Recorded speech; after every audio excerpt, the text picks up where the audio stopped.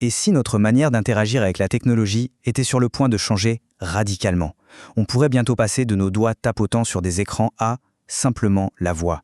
C'est le pari fou d'OpenAI, et on va voir ensemble que c'est bien plus qu'un simple gadget. C'est une véritable révolution qui se prépare. Bienvenue sur La Quotidienne de l'IA, la rubrique du premier site d'information sur l'intelligence artificielle, à savoir ia-info.fr. Aujourd'hui, on plonge dans la stratégie vocale hyper ambitieuse d'OpenAI. Et pour décortiquer tout ça, on s'appuie sur un article vraiment passionnant de Didier Taormina, publié en janvier 2026 sur le site ia-info.fr. Alors, voilà le parcours qu'on va suivre. D'abord, on va décortiquer la technologie en elle-même, pour bien comprendre de quoi on parle. Ensuite, on verra les applications très concrètes. Puis, on abordera les défis, parce qu'il y en a bien sûr. On parlera aussi de la compétition, qui est féroce, pour finir sur une question qui nous concerne tous. Est-ce qu'on se dirige vraiment vers un futur sans écran? Tout est résumé dans cette petite phrase tirée de l'article. L'ambition d'OpenAI, ce n'est pas juste d'améliorer un truc qui existe déjà, non. C'est de changer complètement les règles du jeu de notre relation au numérique. Rien que ça.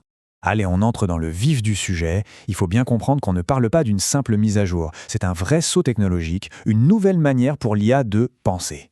Et voilà la différence fondamentale. Avant, les systèmes généraient un texte, puis le lisaient à voix haute. C'était mécanique. L'approche d'OpenAI, elle, est native. L'IA pense directement avec une voix, sans passer par l'écrit. Il n'y a plus cette étape de traduction, et ça change absolument tout. Et les bénéfices, on les entend tout de suite. Les réponses sont quasi instantanées, c'est vrai. Mais surtout, la voix peut exprimer de l'enthousiasme, de l'empathie, et même des hésitations. Toutes ces petites nuances qui rendent une conversation humaine. On s'approche enfin d'un vrai dialogue, pas juste d'une suite de questions-réponses. Bon, la technologie est impressionnante, c'est clair. Mais concrètement, à quoi ça va bien pouvoir servir? Parce qu'une technologie, aussi brillante soit-elle, elle ne vaut que par son utilité. Et là, les possibilités, elles semblent immenses. L'article met en avant 3 exemples vraiment parlants. D'abord, l'apprentissage des langues. Imaginez un prof particulier disponible 24/7 qui converse et corrige la prononciation en direct. Ensuite, le service client, avec des assistants vocaux capables de gérer les demandes simples de manière fluide pour laisser les humains se concentrer sur les cas compliqués. Et enfin, un domaine plus délicat, le soutien psychologique, pour offrir une première écoute accessible. Mais bien sûr, une technologie aussi puissante, ça vient avec son lot de défis. Et ils sont énormes. La route vers ce futur tout vocal est semée d'embûches. Certaines sont techniques, mais d'autres, bien plus complexes, sont éthiques. D'un côté, il y a le défi technique. Comment l'IA peut-elle se souvenir du début d'une longue conversation? Comment peut-elle gérer les interruptions? De l'autre, les questions éthiques donnent le vertige. Une IA qui simule l'empathie, est-elle vraiment empathique? Quel est le risque de s'attacher trop fort à une machine? Ou pire, de se faire manipuler par des intonations parfaitement calculées pour nous influencer?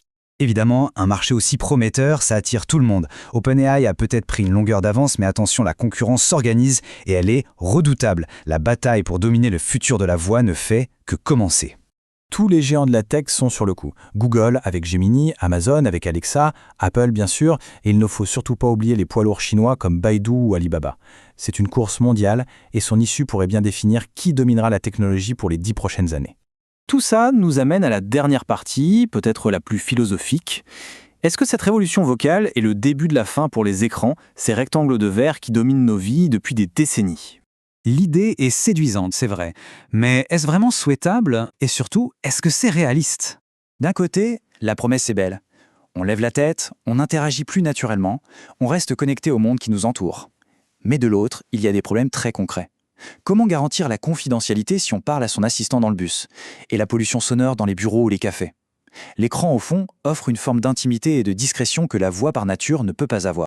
Et finalement, au-delà de tous les aspects pratiques, la question la plus profonde, c'est peut-être celle-ci. En rendant la frontière entre l'humain et la machine si floue, on entre vraiment en territoire inconnu. Dialoguer avec une machine qui simule des émotions, ça nous force à nous interroger sur la nature même de nos relations et peut-être, au final, sur ce que ça veut dire être humain. C'est une transformation majeure et il va falloir la suivre de très très près. Pour ne rien manquer, retrouvez toute l'actualité autour de l'intelligence artificielle sur le portail ia-info.fr.